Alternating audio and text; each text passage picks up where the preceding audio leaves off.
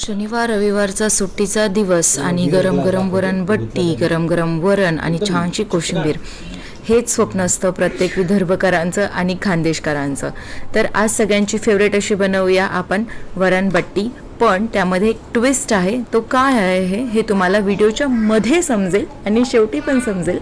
त्यामुळे हा व्हिडिओ शेवटपर्यंत नक्की बघा. तर मला वरणबट्टी बनवायची होती. मी जाड कणिक घेतली बट्ट्यांसाठी जी असते ती. त्यामध्ये दही घातलं आणि थोडासा ओवा घातला. हातावर कुस्करून ओवा घातला ना की त्याचा सुगंध खूप छान येतो. तीळ घालायची थोडीशी. तुमच्याकडे पांढरी तीळ असेल तर पांढरी, काळी असेल तर काळी, ती घाला.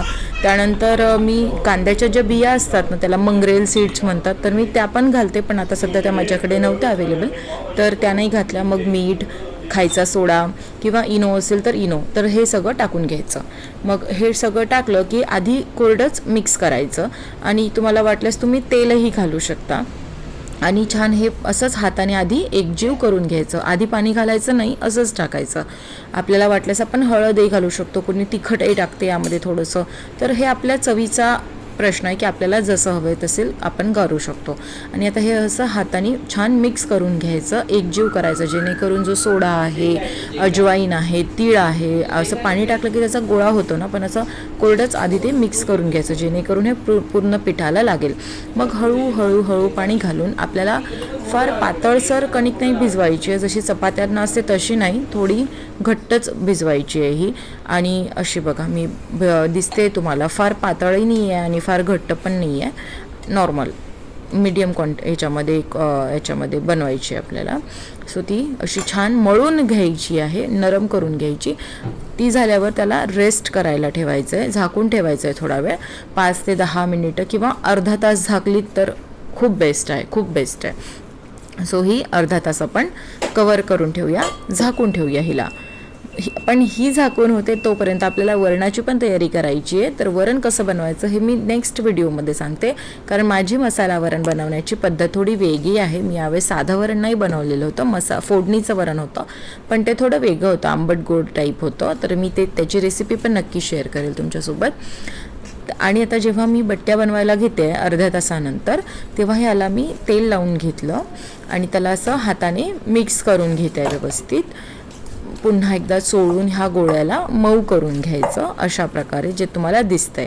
आटा हे झाल्यावर पोळपाटावरती छोटासा गोळा तोडून घ्यायचा पिठाचा आणि त्याला असं हाताने सॉफ्ट करायचं.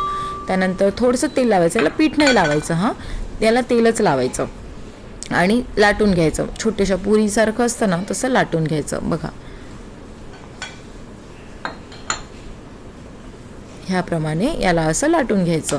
मग असं लाटलं की आता एक ट्विस्ट आहे, ती म्हणजे कशी बघा, काही लोक जे आहे ना, तर ते बट्ट्या म्हणजे फक्त असं गोल गोल गोळा बनवतात कणिकचा आणि ठेवून देतात. पण त्यापेक्षा जर आपण त्याला असे पदर केले ना तर ते आतमध्ये खूप छान मऊ होते, खुसखुशीत होते आणि असे लेयर्स सुटतात ना बट्ट्यांचे, तर ते खायला पण खूप टेस्टी लागतात. तुम्ही असं नुसते गरम गरम बट्टी आणि वरून तुपाची धार जरी घेतलीत ना तरी ती फार टेस्टी लागेल.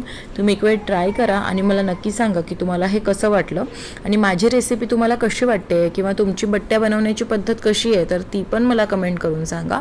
असं व्हिडिओत दाखवल्याप्रमाणे मी त्याला असं हाताने प्रेस करून घेतलं आणि हा असा गोल बनवण्याचा प्रयत्न केला आहे. मला बट्ट्या काही मला फार गोल जमत नाहीत, मी अशा थोड्याशा लांबच बनवते, तर दिसतील तुम्हाला. हे बघा ह्या टाईपमध्ये बनवते मी, पण छान लागतात, छान पदर सुटतात आतमध्ये. आकाराला काय करायचं, टेस्ट छान लागते ना, मग काय. आणि आता आहे एक मोठा ट्विस्ट, तर तो म्हणजे ह्या बिट्ट्या आपण ना उकळून घेणार आहोत, ना त्याला वाफलवणार आहोत, नाही आपण त्याला डायरेक्ट तळणार आहोत. ह्या आपण बनवणार आहोत एअर फ्रायरमध्ये. येस, एकदम लो ऑइलमध्ये बिट्ट्या बनवून तयार होतात एअर फ्रायरमध्ये.